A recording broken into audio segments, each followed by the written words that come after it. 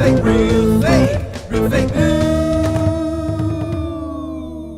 Welcome to the Real Fake News on KPCRadio.com, a critically sarcastic analysis of news.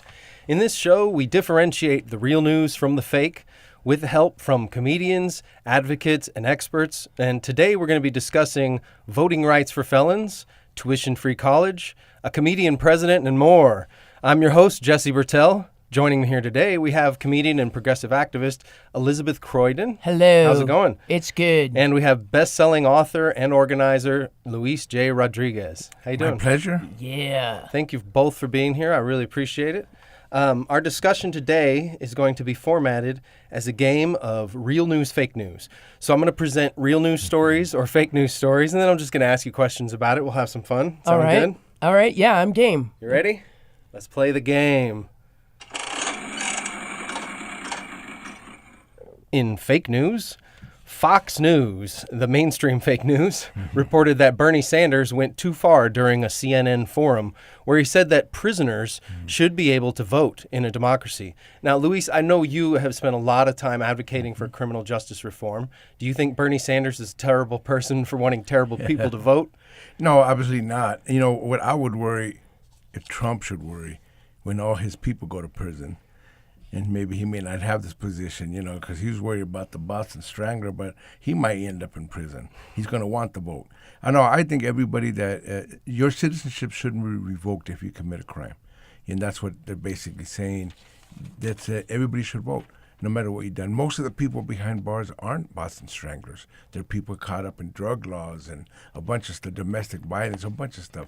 They should not revoke their citizenship. But even the Boston Strangler should vote? Well, of course, if you're going to have everybody vote, might as well have him vote, have him have his say, but his say is not going to be as important as what they make it out to be. You know what I'm saying? In other words, they focus on him, they build him up, and he's the guy that, oh, no, I don't want the Boston Strangler. He's one guy out of millions, 2.1 million prisoners. You know what I mean? And most of them are not Boston Stranglers. So don't take away people's citizenship rights. Elizabeth? Yeah, well, I don't really think that we should be worried about the Boston Strangler voting when there is a president that has 16 allegations against him for sexual assault, and he's still allowed to be president. So, amen and amen there. In fact, I would think that the conservatives would want felons to vote, given all of the white-collar criminals and felons that are there. I would imagine that they would like their economic criminal buddies to be able to have a say in what we're doing legislatively. So I would think it would work in their favor. Really, what it's about is the most dangerous thing, I think, regarding this news story is that it gives insiders into the prison hierarchy and systems a chance to shoot down private prisons and vote for true reform. And if you're going to have citizens be truly reformed, you need to make engaging the system accessible so they can actually reach into the system and find out that they have a visceral pathway to participate, which many people in the criminal system don't necessarily exercise because they're not aware. So I think it's fantastic on many levels, and I'm all for it. Especially because institutionalized racism is built into the prison system. And so what you have are Baltimore, Maryland area in the United States building prisons for kids to go straight into high school detention. They wind up in adult prison. They have no concept of political science or the three branches of the government, and that their vote and voice matters. And that's so important to rehabilitating people to a brighter perspective of life and flourishing. Please cue the patriotic music and the mariachi band that I brought with me. Any other thoughts on this? Well, no, except that I think that the problem with the voting rights thing is that they're trying to take it away from non-felons. They're trying to take it from whole communities, the way that they're doing these voter purges and everything. So they're really just trying to exclude a lot of people from doing what should be their right to do. And the prison thing is just, to me, like a distraction to what's really happening. Yeah, that sounds fair. Well, let's go ahead and play again. All right. In real news, Ukrainian incumbent President Petro Poroshenko lost the election in a landslide defeat to a comedian, Volodymyr Zelensky, the new president of Ukraine. In addition to this being Ukraine's first comedian president, it also marks the first time Ukraine has elected a Jewish leader. So my question is, should Zelensky, who has no previous political experience other than the fact that he plays a president in the country's popular TV show, should he be the actual president? And what does this tell us maybe about political frustration? I think it says a lot. It says that the people who were trained and groomed to be politicians have failed. And so now people are looking at, well, let's go somewhere else. Let's look at the trash man, whatever it might be. In other words, they're not looking at credentials anymore in that area because a lot of these people aren't coming through. But even think of Trump. Trump never ran for office. Trump was a reality TV guy, and now he's president. It's already changing already around the world. There's a comedian now that's president of Guatemala. Comedians probably have a good upper chance here. Really? There's one in Guatemala too? Yeah. Yeah, I ran for Congress myself, Yeah. and I placed second with in my party. I ran third party in the memory Green? of a late friend, Green Party. Yeah, he ran as well for the governor. As Right on. Yeah.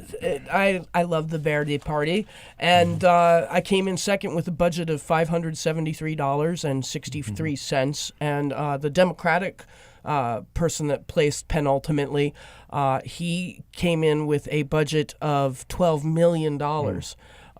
So why not the comedian? Why not the joke? Everything that is entrenched right now in the system has been building toward these wars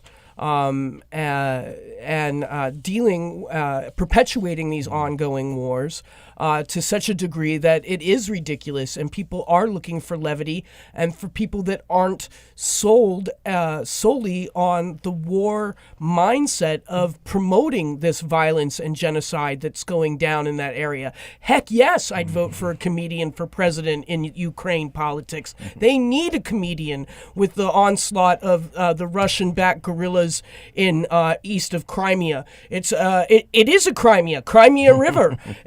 You absolutely need every punchline that you can pull in order to give people hope.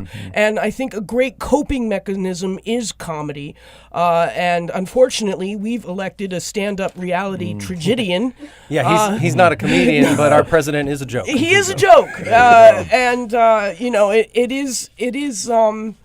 It is amazing what skills are required as a comedian to lead people. You have to unify people.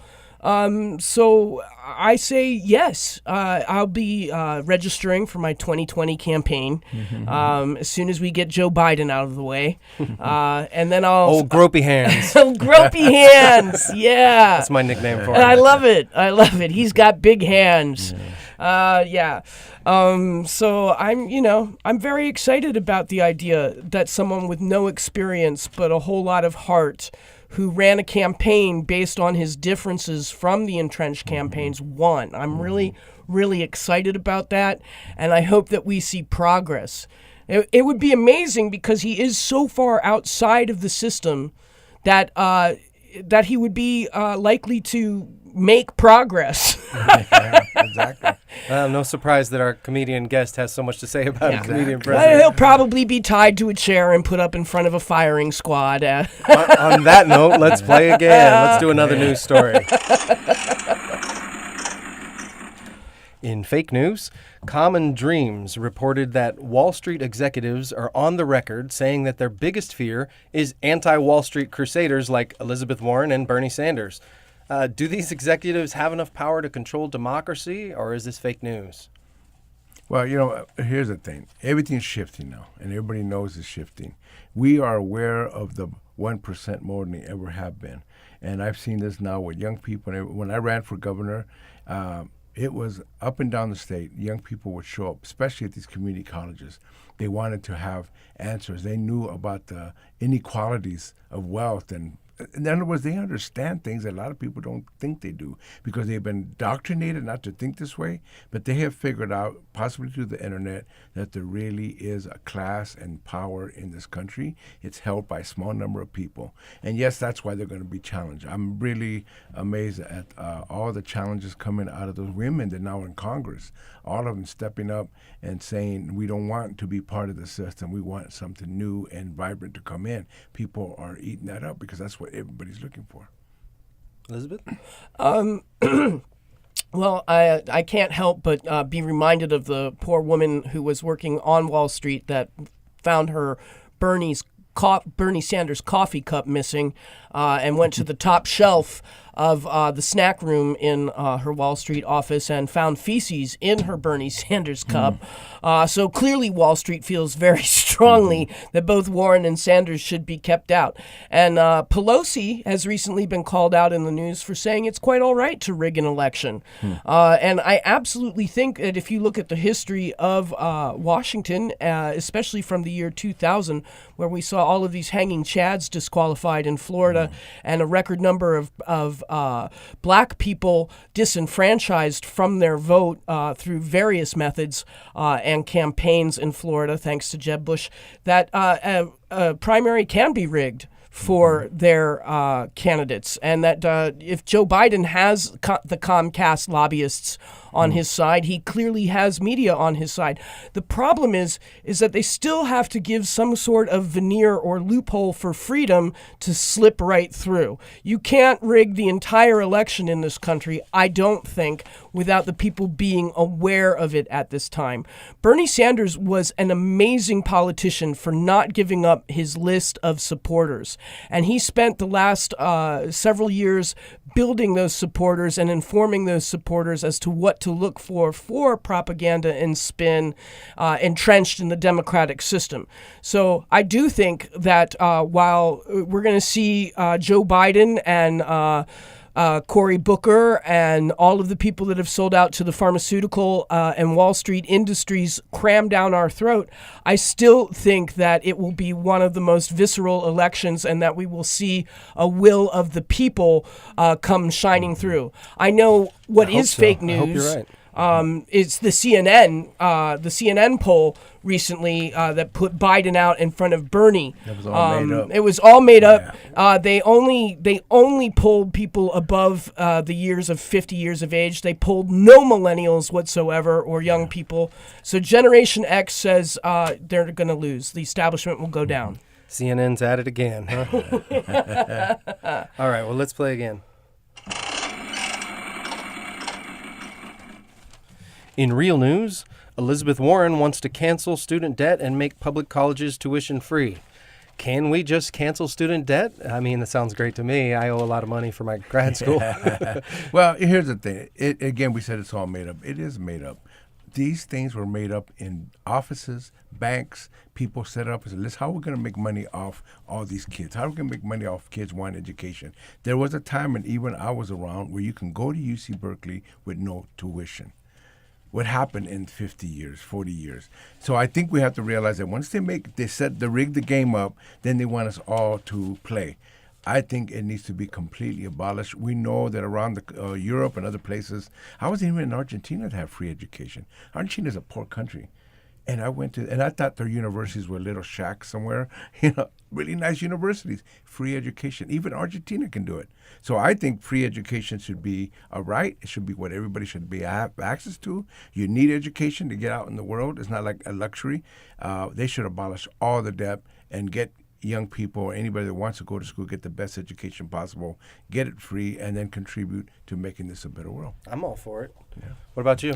I'm definitely down to cancel some debt, and I think Elizabeth Warren's plan is very reasonable given that it's on a scale of what your income is, and 86% of the students in debt would absolutely see great stress taken off of their back from this, and I think that's a tremendous attack on stimulating the economy that is a definite win.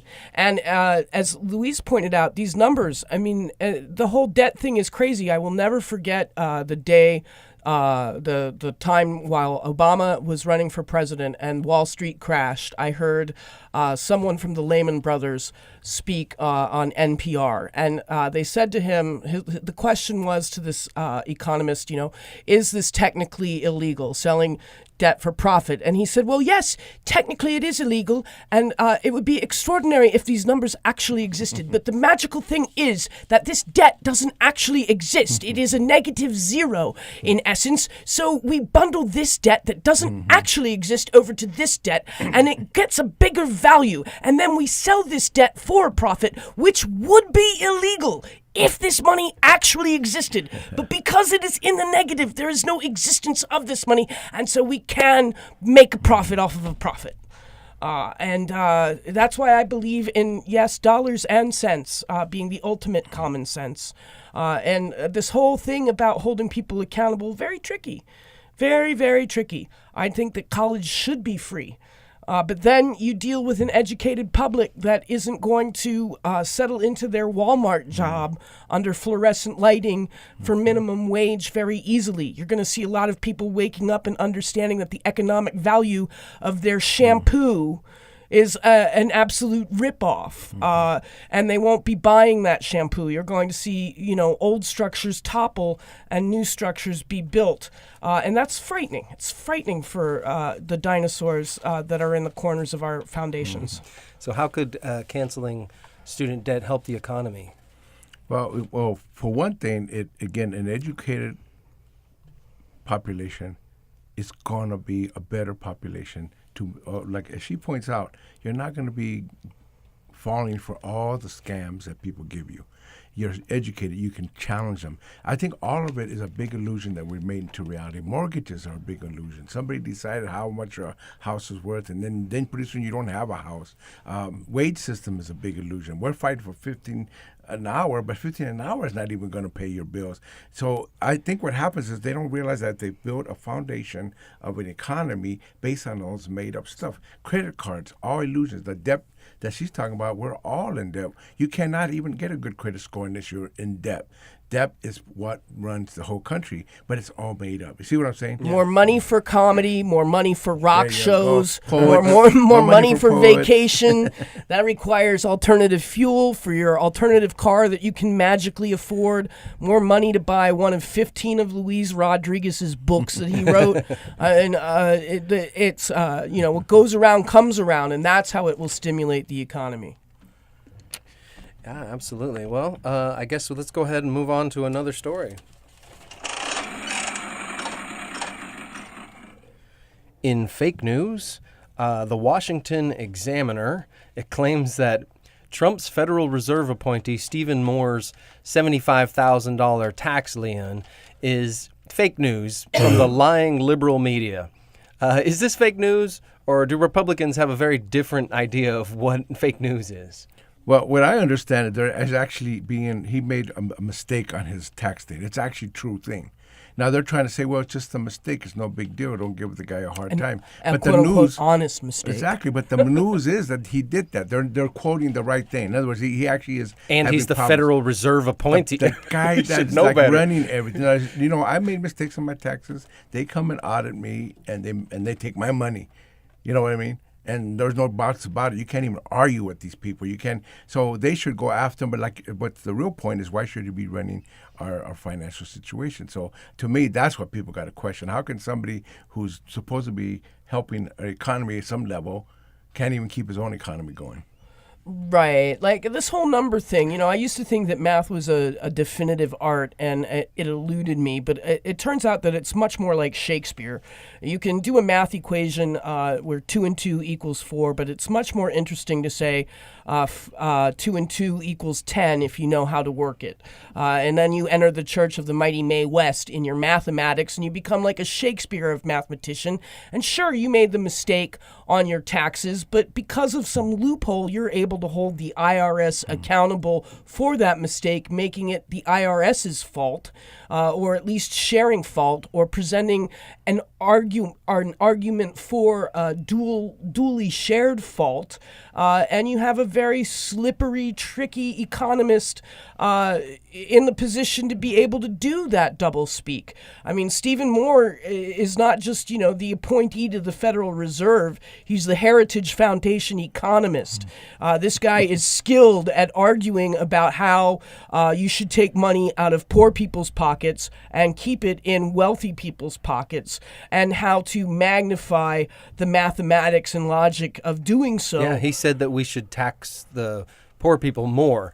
They're not being taxed enough. Yeah, I found it really interesting in the article that you sent us to prep for this, that they likened the whole situation to the mistake in the movie Brazil that Terry Gilliam directed, where they pick up the wrong man as a terrorist because the fly fell from the ceiling and the typewriter typed Tuttle instead of Buttle, and set an entire torturous ordeal off. In a dystopian nightmare, which of course we're not living in. Right. Definitely not living in dystopia. I mean, I like the comparison, but I don't think it's accurate. Because I love the movie Brazil, but do you think that that's that was to emphasize his point that it's fake news, right? Right. No, I don't. I don't think that it is likable to Brazil. I find it all very, very interesting, and I'd like to close with this note. Do what keepeth thou from wilting shall be the loophole in the law. And this guy is definitely a Slytherin character, Stephen Moore. Any other thoughts on this? Nope, got it. All right. Well, we are about out of time here. So before I go, I would like to give both of you a chance to tell our listeners where they can find out more about you. Luis, did you want to start? Well, yeah, I'm at, me and my wife, Trini, started Tia Chucha's Centro Cultural and Bookstore in Sylmar. It's the only comprehensive arts, culture center and bookstore for 500,000 people. That's so in incredible. The Northeast Valley. And we have our Celebrating Words Festival, our 14th annual, and everybody's welcome. It's in Pacoima City Hall. It's Saturday, May 18th from 2 p.m. to 8 p.m. Free. We give free books. We have art. We have music. We have dance. We have poetry. We have Aztec dance. We have food trucks. We have a little marketplace of local vendors. All free. 1,000 people show up. And I would say one thing about the media. They never come and cover it. If somebody gets shot, that's nice. They'll be there. I feel like shooting somebody just to get the media there. No, I'm not going to do that. But they'd cover it for all the wrong reasons. The point is, when you do nice things and the community's there, nobody's hurting each other, the media's never there. So anyway, please come. Unless it's in Beverly Hills. Yeah. Elizabeth, do you want to plug anything? Yeah, I'm really excited. I'm flying out to D.C. for a month, and you can follow me and my escapades on my Twitter at Croydon, Croy, because you want to, DON. And you can find me on Instagram at Elizabeth Croydon or EC Does It Comedy Mike. And I will be joining producer, comedian Lila Hart in June on Saturday nights at the Skip Down Playhouse in Hollywood for her show Small Talk. I'll be anchoring her lead as she takes us on a wild ride through popular culture and anything really that catches her interest. My movie Underbelly Blues is out on Amazon Prime and is free to Prime members. And I'm just happy to be here. Thank you for giving a comedian a platform for her presidential campaign. Thank you so much for coming in, Thank both of you. I Jesse. really appreciate it. Yeah. And thanks to our listeners for tuning in. You can follow me on Twitter, Facebook, and Patreon at Jesse Bertel. Real fake, real fake, real fake, real fake news. All right. Wow, that was great. Is that fun or what? That was It's an unusual show, but I think it works. Yeah. With guests like you guys, it really worked well. I'm Well, really we've happy been doing you guys- this for about 20 years. And, That was. I'm so happy. Thanks for letting me listen in. That was so cool. I got glad you some great enjoyed clips it. for you. This Wait, will let me probably take be some my last pictures show of you the guys. semester, and then I'm going to start again in late August, early September. Can I So take we it? can find it, right? We can find it online. And, Yeah, it's at kpcradio.com. Okay, I'll one- send you guys the links. 2, 3.